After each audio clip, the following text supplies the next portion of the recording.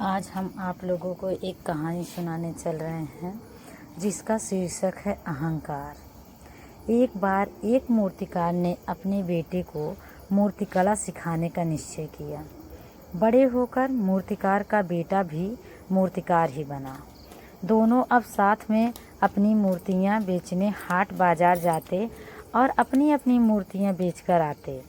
बाप की मूर्तियां 1.5-2 रुपए की बिकती, पर बेटे की मूर्तियों का मूल्य 8-10 आने से ज़्यादा ना मिलता।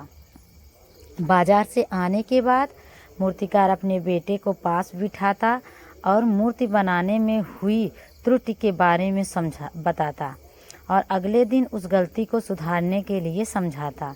यह क्रम कई सालों तक चलता रहा। लड़का काफ़ी समझदार था। उसने अपने पिता की सभी बातों को बड़े ही ध्यान से सुना और अपनी कला में सुधार करने का प्रयत्न करता रहा। कुछ समय बाद उस लड़के की मूर्तियां भी 1.5 रुपए तक बिकने लगी। मूर्तिकार अब भी अपने बेटे को उसी तरह समझाता और मूर्ति बनाने में होने वाली गलती के बारे में अपने बेटे को बताता। बेटे ने अपनी कला पर और भी अधिक ध्यान दिया और उसकी कला और भी अधिक निखरने लगी।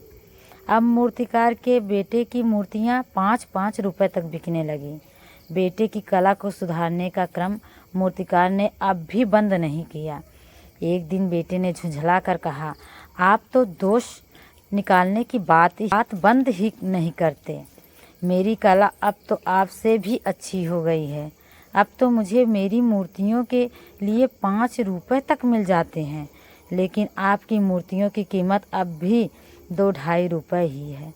मूर्तिकार ने अपने बेटे को समझाते हुए कहा, बेटा, जब मैं तुम्हारी उम्र का था तब मुझे मेरी कला का अहंकार हो गया था और फिर मैंने अपनी कला के सुधार की बात को छोड़ दिया। तब से मेरी प्रगति रुक गई और मैं 2 रुपए से अधिक की मूर्तियां ना बना सका।